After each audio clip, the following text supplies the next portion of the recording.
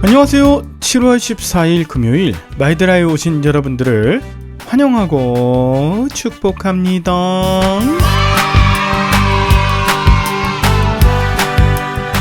오늘은 2달 넘게 묵상해온 사무엘서를 마무리하는 날입니다.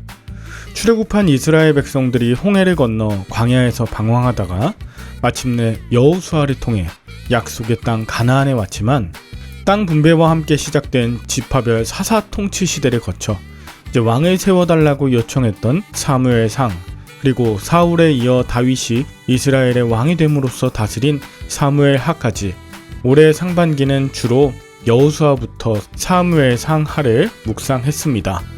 그 시간 동안 계속되는 이 이스라엘의 실수와 반복되는 실패는 저를 혼란스럽게 하고 때로 답답하게 만들었어요. 그러나 그 모든 것이 결국 나의 모습이었고, 또 하나님의 말씀이, 하나님의 영이 임하였을 때 보잘것없던 자들이 쓰임받았다는 걸 다시 한번 깨닫게 되었습니다. 오늘 사무엘하 묵상을 마무리하고 다음 주부터는 신약의 로마서부터 바울 서신을 차근차근 묵상해보고자 하는데요. 그럼 오늘까지 함께 해주신 여러분들께 감사를 드리며 오늘의 마이드라를 힘차게 시작해보도록 하겠습니다. 자, 출발!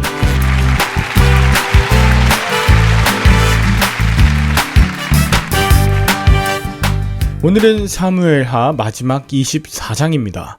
오늘 본문은 21장에 나온 기근의 이야기와 쌍을 이루는 듯한데요. 21장은 진노의 대상이 사울이었고 24장에는 다윗이 진노의 대상입니다.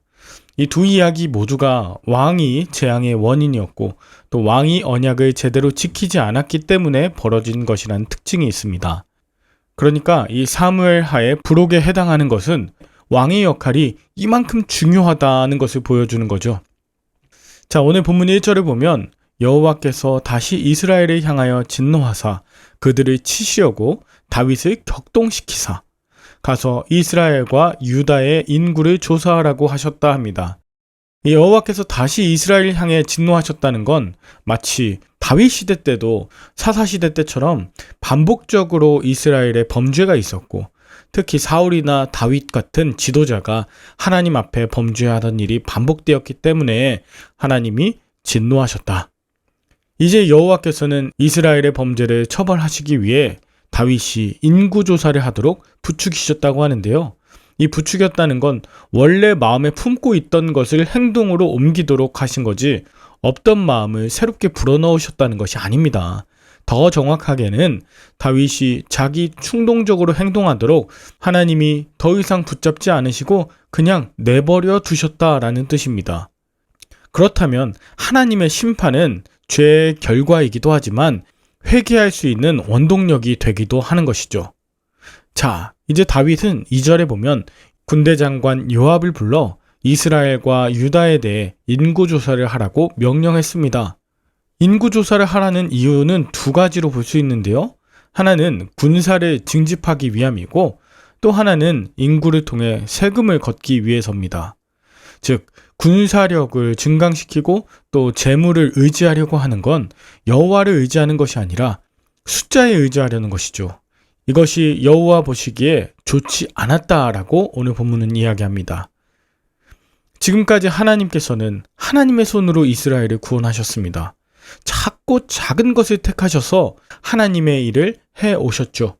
그러므로 많은 수의 군인을 징집하는 것은 여호와께서 원하시는 전쟁 방식도 아니고 왕이 갖추어야 할 태도도 아닙니다. 마찬가지로 이건 목회에도 적용되는데요. 목회자들 중에 갑자기 마음이 조급해져서 많은 수의 교인들과 또 재정을 의지하고자 하는 것은 그 자체로 하나님이 기뻐하시는 일이 아닙니다. 오히려 왕이 하나님과 진정한 관계를 이루고자 할 때 하나님께서 이스라엘을 직접 통치해 주셨듯이 담임 목회자가 하나님과의 진정한 관계를 회복시키는 것이 먼저입니다. 기근과 어려움 중에는 하나님 앞에 더욱 무릎으로 나아가는 것이 하나님의 마음과 백성들 또 성도들의 마음을 감동시키는 일일 것입니다. 이 마이드라를 들으시는 목회자분들 계시다면 많은 군사 같은 성도와 재물을 의지하지 마시고 온전히 하나님과의 관계를 회복하시길 바래요. 자, 다윗이 인구조사를 하라는 명령에 요압이 인구조사에 대한 부정적인 견해를 내놓습니다. 왕의 하나님 여호와께서 얼마든지 100배나 더 해주실 것이니 사람의 많고 적음은 문제가 되지 않는다는 생각이 요압에게 있었던 겁니다. 여기서 요압은 다윗보다 더 신앙적으로 보여요. 하지만 인구조사를 향한 다윗의 주장은 완강했고요. 결국 요압과 사령관들은 다윗의 명령을 시행하게 됩니다. 그렇게 다윗이 당시에 다스리고 있던 지역 전부를 조사하게 한 결과 이스라엘 사람들이 80만 명, 유다 지파 사람들이 50만 명으로 다 합쳐 130만 명이 되었습니다. 이렇게 반대를 무릅쓰고 인구조사를 마친 다윗은 마치 선악과를 먹고 난 아담과 하와처럼 마음에 죄책감을 느끼기 시작했습니다. 이에 그는 스스로 하나님께 용서를 구합니다. 다윗이 회개하는 모습에 하나님은 갓 선지자를 다윗에게 보내셔서 회개에 합당한 벌 3가지 중 하나를 선택하게 하셨습니다. 7년의 기근과 3달 동안 왕위에서 쫓겨나는 것, 그리고 3일간 이스라엘에 전염병이 도는 것 중에 전염병의 징계를 선택함으로 그때까지 7만 명이나 되는 3일간 7만 명이나 되는 자가 죽었습니다. 16절에 보면 천사가 예루살렘을 향하여 심판의 손에 들려고 했을 때 오히려 여호와께서 이 재앙 내리심을 뉘우치사 천사의 손을 그만 거두게 하셨습니다. 하나님의 긍휼하심이 느껴지는 대목이죠. 다윗이 백성을 치는 천사를 보고 깊이 뉘우치며 곧 여호와께 자신이 범죄하였고 악을 행하였으니 죄 없는 백성들 대신에 자신과 자신의 집을 치시라고 요청합니다. 이 모든 과정을 겪으면서 다윗은 왕의 위치와 결정이 얼마나 중요한지를 깨닫게 되었고 왕은 백성을 지킬 임무가 있는 존재라는 걸 다시 한번 마음속에 새기게 되죠. 하나님께서 이 다윗의 간구를 들으시고 회복의 길을 열어주십니다. 그것은 재앙의 손이 그친 아라우나의 타작마당에 단을 쌓는 것이었어요. 하나님께서 긍휼을 베푸시기로 작정한 그 순간 그곳에서 다윗은 즉시 번제와 화목제를 드립니다. 그리고 하나님께서 그 다윗의 기도를 들으시고 재앙을 그치셨습니다. 이렇게 사무엘서는 한나의 기도로 시작하여 다윗의 기도로 끝나고 있습니다. 저와 여러분들의 인생의 처음과 끝이 하나님을 신실하게 믿고 경배하는 기도가 되었으면 참 좋겠습니다. 여러분은 오늘 본문을 통해 무엇을 느끼셨나요? 지도자의 잘못된 선택이 많은 백성을 도탄으로 빠뜨릴 수 있다는 것 여러분 어떻게 보셨어요? 게다가 공동체에서 경계해야 할 단 한 가지를 꼽는다면 그것은 무조건적인 동의가 아닐까 싶어요. 여러분, 무조건적 동의는 순종과 다릅니다. 그것은 때로 방조이자 돕는 배필의 역할을 제대로 감당하지 않는 방치라고 할 수 있죠. 오늘 본문에선 다윗의 잘못된 결정에 요압은 다윗에게 직언하는 용기를 발휘하였습니다. 여러분은 윗사람의 결정이나 다수의 의견이라 할지라도 하나님의 뜻이라면 담대히 말할 수 있는 신앙인의 용기를 갖고 있나요? 또 마지막으로 하나님의 뜻을 거스르고 범죄한 다윗이 자신의 잘못을 인정하고 회개하며 그 결과에 책임을 지고 마침내 온전한 제단을 쌓는 것을 보며 어떤 도전을 받으셨나요?